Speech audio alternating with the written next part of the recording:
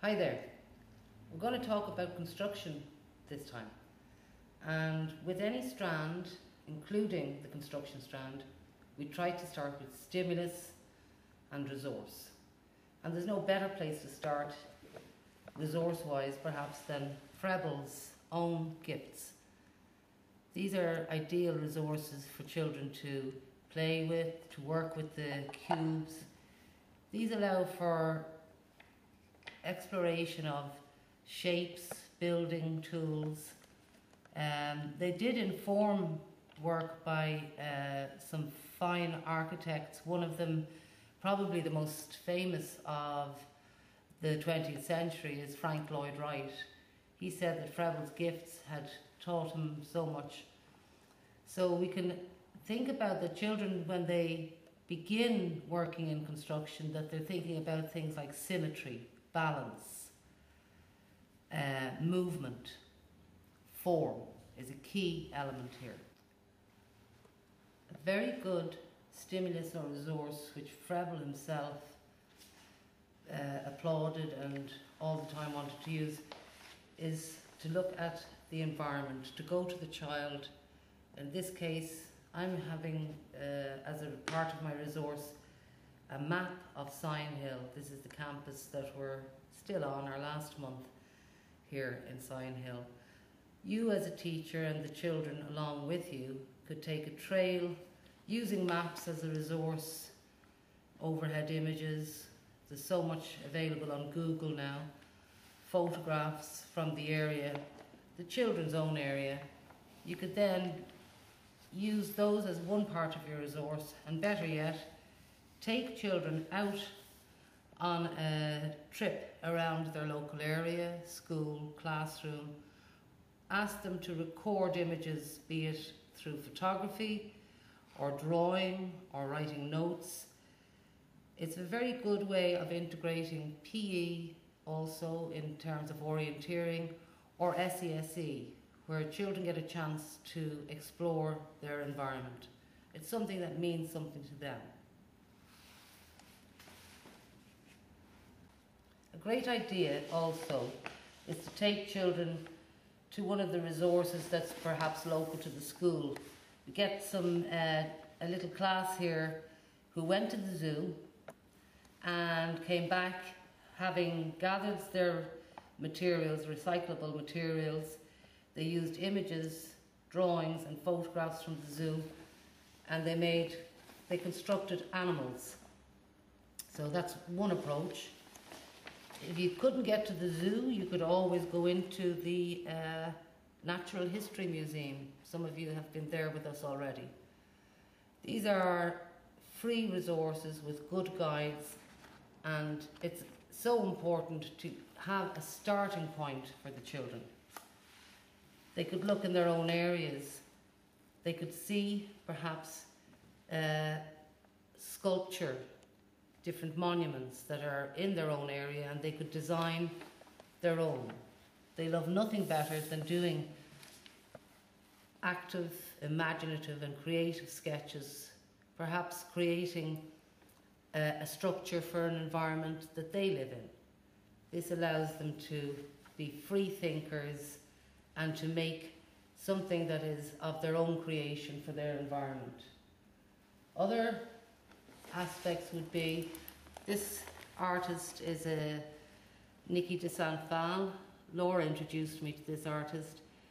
Not unlike Gaudi, who's was based in Barcelona. Lots of fun architecture with more organic shapes.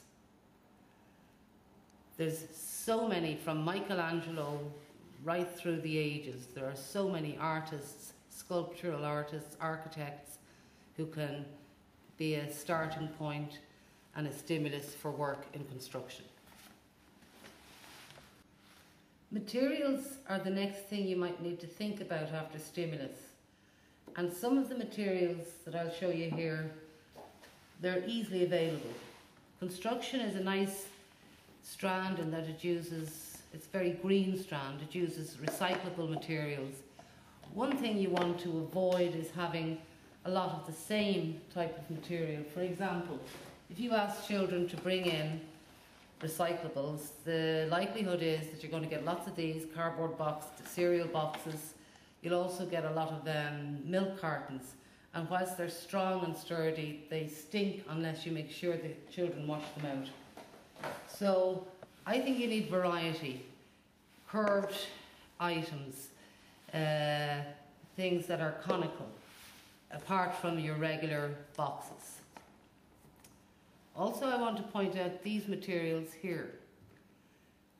Masking tape. Why use masking tape and not sellotape? Well, sellotape is a hazard for the kids. Masking tape can be torn.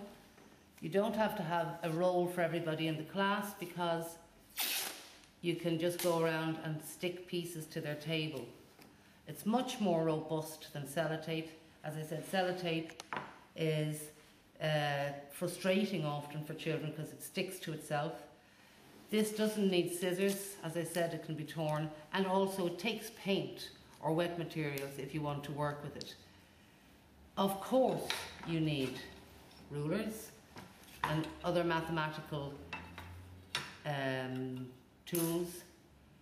Scissors are essential. A board. You have to have boards to cut on, to work on. Then, last but not least, things like glues. You can also use PVA, glue sticks, but these are far less useful to us than the materials I've mentioned already. We have some connecting materials, for example, pipe cleaners or cotton buds. I've gathered some blue tack, and it's handy to have staple guns or staplers about. Some of the materials that are handy, a range of different paper types. The first part of this, we're going to use or look at the use of newsprint as a paper type. And I'm going to ask you a question now, and I'll answer it perhaps in a few minutes. But one task after a free play, which we've already engaged with, a free play involves having a lot of different items, but we've already done that with you. But you might give a task to the children, for example, that they choose one item that they've picked up after the free play and they wrap it. That's why it's wrapped in newsprint here, as you can see. Now, I'd like you just to have a think, and I'll move on to the next part. Why would you wrap items? What would the children learn from taking the newsprint and wrapping around, or in what way do we benefit from doing this? So I'm going to move on to some guided discovery now and demonstration. When the children have had a chance to look at different shapes and forms, and then we think about ways of maybe combining them, putting them together so that they create